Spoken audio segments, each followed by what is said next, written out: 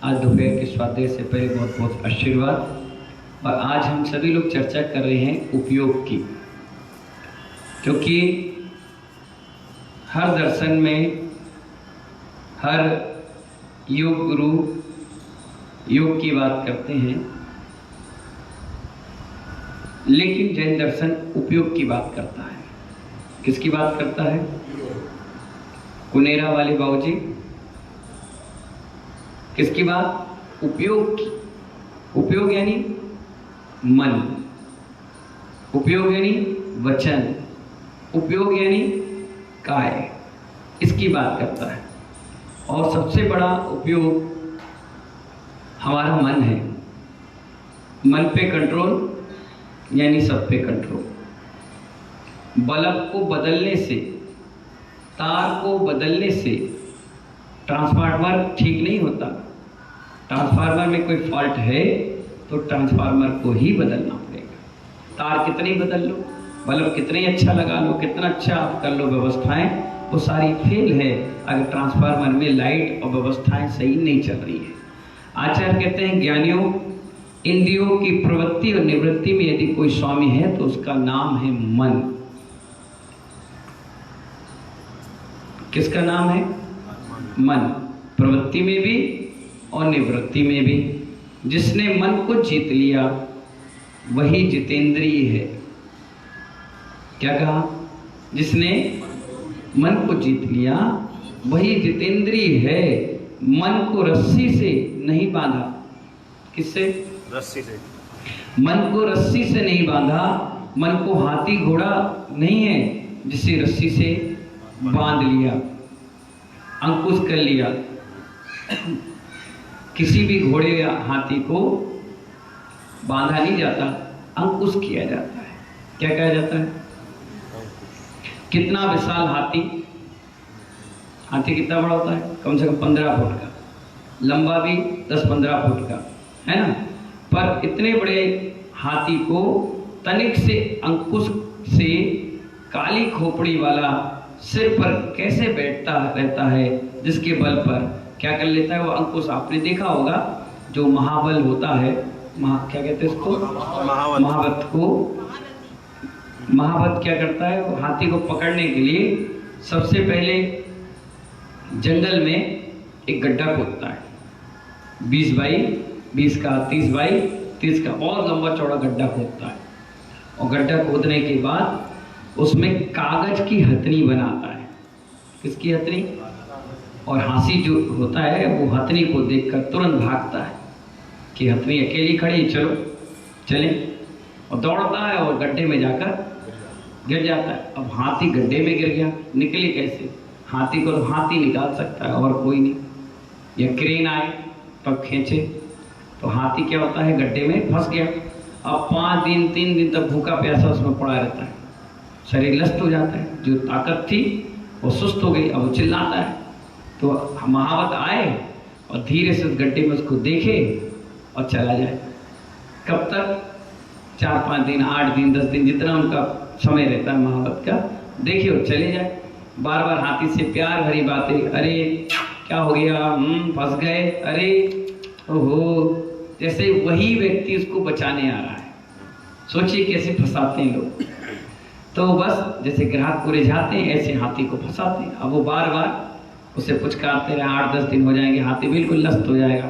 फिर कुछ थोड़ा सा खिला देगा, फिर दूसरे दिन फिर कुछ खिला देगा, तीसरे फिर। अब हाथी समझ गया कि ये मेरा हितैषी है, मेरा हितैषी है और हमें प्रेम करने वाला है, हमें बचाने वाला है। वो फिर लाड़ करने लगेगा, अपनी नाक रहती है ना लंबी उसकी, सूंड से उसको पुचकारेगा, फिर धीरे से सेटिंग बनाएगा, फिर उस हाथी को अपना बना लेता है, खिला पिला के सब करके। फिर धीरे से उसके आसपास और कोई नहीं होता, बस वही महावत होता है, वो धीरे से उसको निकाल लेता है। जब हाथी निकल जाता है तो वो पुचकार लेता है, तो अपनी पीठ पर बैठा लेता है। जैसे वो बैठता है फिर एक त्रिशूल जैसा लोहे की एक चीज होती है जो यहाँ पर उसके सुसुप्ता नाड़ी होती है, वहाँ पर कमजोर स्थान होता है, तो वो वहीं से अंकुश करता है, वहीं से धीरे धीरे उसको चोट करता है। तो वो फिर क्या होता है, इधर उधर नहीं भागता। ऐसे घोड़ा है, घोड़े के नाक में लगाम डाल दी जाती है और पकड़ ली जाती है। और जैसे जैसे उसको घुमाया जाता है वैसा वैसा वो घूमता चला जाता है। घोड़ा का भी ऐसी सिस्टम, तो ऐसे हाथी का भी। तो पहले उसको भूखा परेशान करता जाता है, बाद में उसको रिझा के पकड़ लिया जाता है, फिर अपने अंकुश में रखते, फिर संकली बांध देते हैं, रस्सियाँ बांध देते हैं, उसको टाइम टू टाइम खाना पीना टाइम सब चीज़ में सिस्टम बना देते हैं। तो आचार्य भगवान कह रहे हैं कि कितना विशाल हाथी और तनिक से अंकुश से काली खोपड़ी वाला कैसे सिर पर बैठा रहता है, किसके बल पर? जैसे अंकुश से हाथी बस कर लेता है, ऐसे ही ज्ञानाकुश से हम मन रूपी हाथी को बस कर लेते हैं। इसमें आचार्य भगवान बता रहे ज्ञान वैराग रज्जुभ्याम, बोलो हाथ जोड़िए, बोलो ज्ञान वैराग्य रज्जुभ्याम।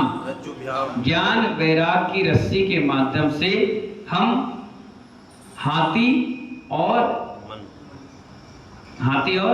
घोड़े को बांध लेते हैं। किससे? ज्ञान वैराग से। किसको? हाथी को और घोड़े को क्या कर लेते हैं? बांध लेते। घोड़ा भी इतना मूर्ख, जब उसके गले में रस्सी बांध देते, साइकोलॉजी की बात बता रहे हैं आपको, रस्सी बांध देते हैं तो घोड़ा क्या रहता है, जहां वो उसका मालिक ले जाता है वहां वो हो जाता है। पर एक बार मालिक ये भी करता है, क्या करता है? रस्सी लंबी नहीं है, व्यवस्थाएं नहीं है, तो क्या करता है? घोड़े को खड़े करता है पेड़ के पास और गले में 3 बार हाथ ऐसे घुमाता है और पेड़ के पास जाके ऐसे घूमता है, सिर्फ नाटकी करता है, करके और चला जाता है। और घड़ा भी इतने बड़े भ्रम में रहता है कि इसने मुझे बांध दिया है, वो हिलते ही नहीं। 3 दिन 5 दिन 8 दिन 10 दिन तक वो वहीं खड़ा रहेगा, वो भागेगा नहीं। और 8 दिन बाद तुम जब आओगे तो वहीं खड़ा मिलेगा चुपचाप। उसे भ्रम था, क्या था भ्रम? किस मालिक ने मुझे बांधा है, जबकि वो देख रहा है कि रस्सी नहीं है, गले में नहीं है, सामने पेड़ जाता तो भाग जाता, लेकिन नहीं, भ्रम है। क्या है वो? भौरा है। भौरा कितना होशियार है, लकड़ी को फाड़ देता है, छेद कर देता है, लेकिन जब पुष्प में बैठता है, उसका पराग लेता है तो इतना खुश हो जाता है, पुष्प के प्रति इतनी रागी उसकी भाव हो जाती है कि पुष्प पूरा शाम के बंद हो जाता है। वो मरना पसंद करता है लेकिन उसको छेद करके भागना पसंद नहीं करता। ऐसी तो संसारी जीव की स्थिति है। घर बैठे हो, लेटे हो, परिवार है, मित्र हैं, सब है, मार रहे हैं, पीट रहे हैं, धुतकार रहे हैं, सम्मान नहीं दे रहे, फिर भी वहीं पड़े हो, वहीं बेइज्जती भरी रोटी खा रहे हो, कोई इज्जत नहीं तुम्हारी, कोई 2 पैसे की वैल्यू नहीं, फिर भी वहीं पड़े हो। कोई बोल नहीं रहा, कोई कह नहीं रहा, कोई पूछ नहीं रहा, कोई बता नहीं रहा, फिर भी पड़े हो बेइज्जती वाली जिंदगी। और फिर क्या हो रहे? वहीं पर घसीट कर अपनी दाह संस्कार करा रहे, अपनी देह को छोड़ रहे। अच्छा कह रहे इतना क्या बेहामो, ऐसा काय का प्रेम और ऐसा कौन सा राग, ऐसा कौन सा तुम वात्सल भाव वहां दिखा रहे हो अपना? कोई मतलब थोड़ी ना है, ये वात्सल भाव थोड़ी ना, ये तो बेइज्जती के भाव है। जिसको पैदा किया, बड़ा किया, इतना पाल पोष कर किया और इतनी सारी व्यवस्थाएं बनाई, हो तुम्हारी इज्जत नहीं कर रहा, मतलब क्या दिया? कहाँ हमारे संस्कारों में कमी आ गई? कहाँ हमारा पुण्य कहाँ कम हो गया? संस्कार तो आपने सब कुछ दिए, पुण्य में कहीं कमी आ गई। क्या आ गई? पुण्य में कमी आ गई। तो आचार्य कहते हैं ज्ञान वैराग रज्जुभ्याम, ज्ञान वैराग की रस्सी से क्या करते हैं अपन? उस मन रूपी जो हाथी है और घोड़ा है उसको क्या करते हैं? बांधते हैं। ना तालों से मन बस होता है, ना तालों से मन को बस में किया जाता है, ना अंकुश से मन को रोका जाता है। विषय बदल दो भाई, मन अपने आप मन नहीं बदलता, विषय बदलते हैं। लोग कहते हैं ना मेरा मन खराब हो गया, मन कभी खराब नहीं होता, विषय खराब होते हैं। मेरा मन नहीं लग रहा, मन तो सब लग रहा है, विषय नहीं लग रहे। अब आप देख लीजिए, अभी हम स्वाध्याय कर रहे हैं तो 10 लोग को समझ में आ रहा होगा, और यही अभी आपको दुनिया भर के मोदी, योगी और मणिपुर की घटना और ये भुज की घटना अभी सुनाने लगे तो कितने ठाका लगा मजा आ रहा है, बढ़िया आ रहा है। अभी खाने पीने की चर्चाएं कर रहा है, बात मजा है। क्यों? मन लग गया ना आपका, मन नहीं विषय लग गया आपके। जो विषय है मन के वो मन के विषय अब लगने लग गए, इसलिए आपका क्या हो गया, मन उसमें भागने लगा। आचार्य कहते हैं कभी भी मन नहीं बदलता। क्या बदलता है? विषय बदलते हैं। विषय को बदलो, मन अपने आप बदल जाएगा। हमने विषय, आशा, कसाय सब छोड़ दी और इधर भगवान के ऊपर ये विषयों को लगा लिया, तो आज देखिए मन ठीक है, बिल्कुल कोई डगा नहीं सकता, कोई भटका नहीं सकता। तो उपयोग बदल जाता है और उपयोग बदलते ही महानुभाव पापों से निवृत्ति हो जाती है। क्या हो जाती है? पापों से। ऐसे ही योगी अपने विषय को बदल देते हैं। जो जबरदस्ती मन को, इंद्रियों को दबाते हैं, वो पागल हो जाते हैं। क्या कहा? मन में था आईएएस बनने का, मन में था आईपीएस बनने का, मन में था वकील, डॉक्टर, इंजीनियर, बड़े बड़े नीट की पढ़ाई देने का, एमबीबीएस करने का, लेकिन मन क्या हुआ?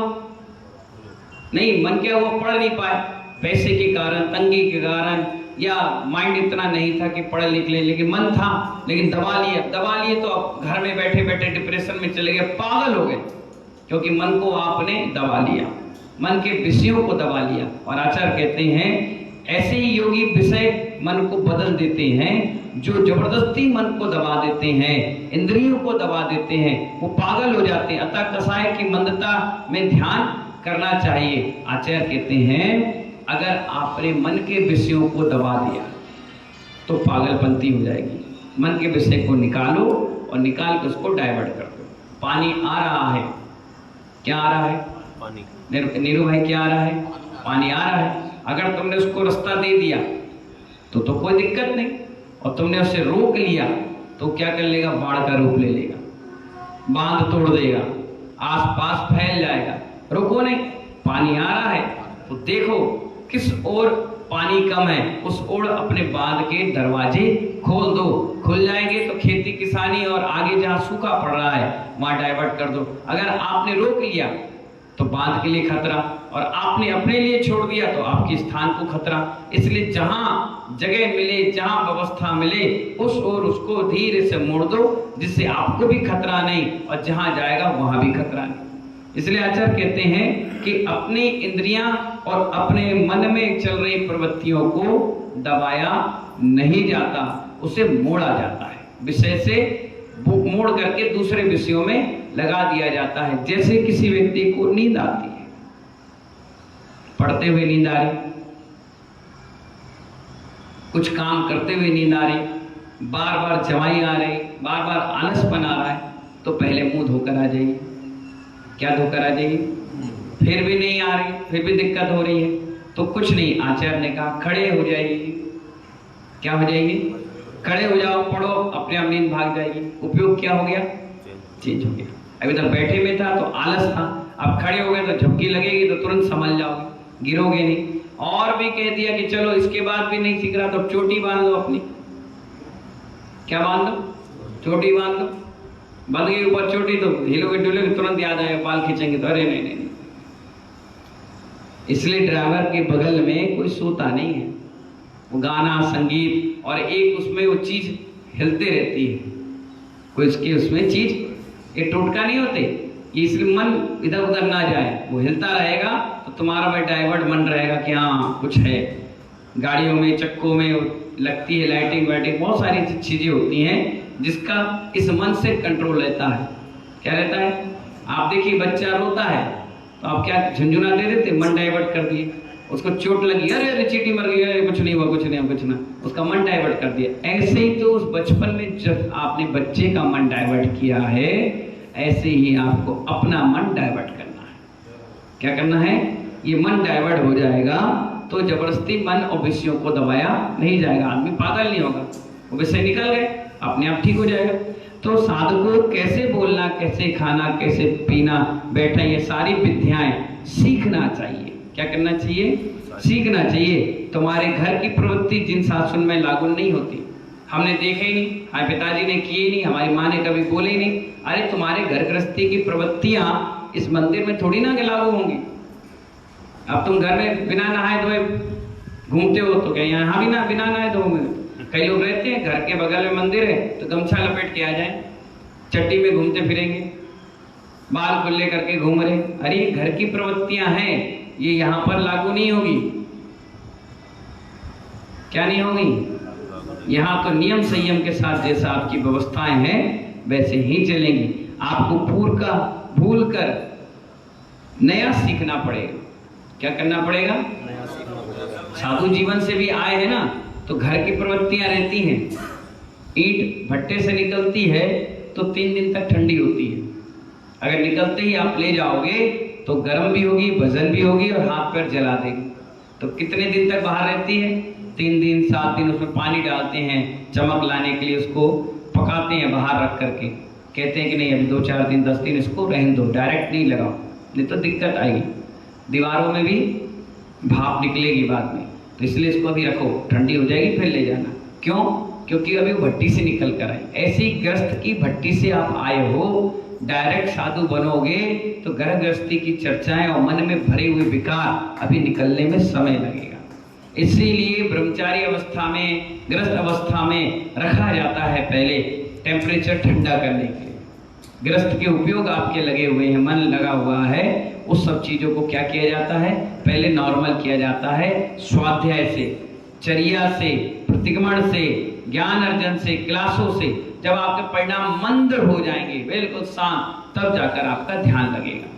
क्या लगेगा? आप ऐसे आओगे डायरेक्ट तो आप कुछ भी क्रिया करोगे, हंसी के पात्र बनोगे। कल के दिन मुनि दीक्षा ले लो, अंजलि मानना नहीं आता, आहार करना नहीं आता। अब देखना कई साधु मुंह खोल के आहार करते हैं। क्या करते हैं? ऐसे लेंगे, रोटी खाएंगे, हम सब दिखते, कितना गंदा दिख रहा है, अंदर का मटेरियल पूरा दिख रहा है। नहीं, साधु के लिए कहा मुंह में रखते मुंह बंद। मर्यादा। आपके और ग्रस्त में क्या फर्क है? और ऐसा नहीं खाया भड़बड़, नहीं। ये क्या है? क्या कर रहे हो? ईसना समिति कहाँ है? देख के कहाँ रख रहे हो आप? उठा रहे खा रहे? पहले देखो, सो दो, लो आराम से खाओ, फिर दूसरा दे, फिर उसको शुद्धि बोलो, सामने वाले देख तो लो, अंधा तो नहीं है, सफेद दाग तो नहीं है, कहीं अंग भंग तो नहीं है, कौन है, कहाँ से आ रहा है, कैसा है, सबसे लेते चले जाओ। नहीं, इन सब चीजों का ही तो ध्यान उपयोग की बात है। व्यवस्थित तरीके से लीजिए, आराम से लीजिए, शालीनता से लीजिए। जितनी शालीनता से आप लेंगे तो आपका मन के विकार वैसे ही निकलते चले जाएंगे, शांत, वैसे दिन भर परिणाम रहेंगे।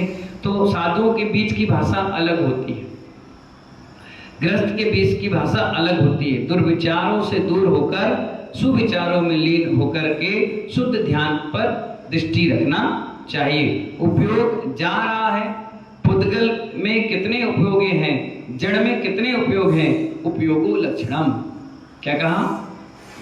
द्रव्य का लक्षण क्या है? उपयोग। जीव का लक्षण क्या है?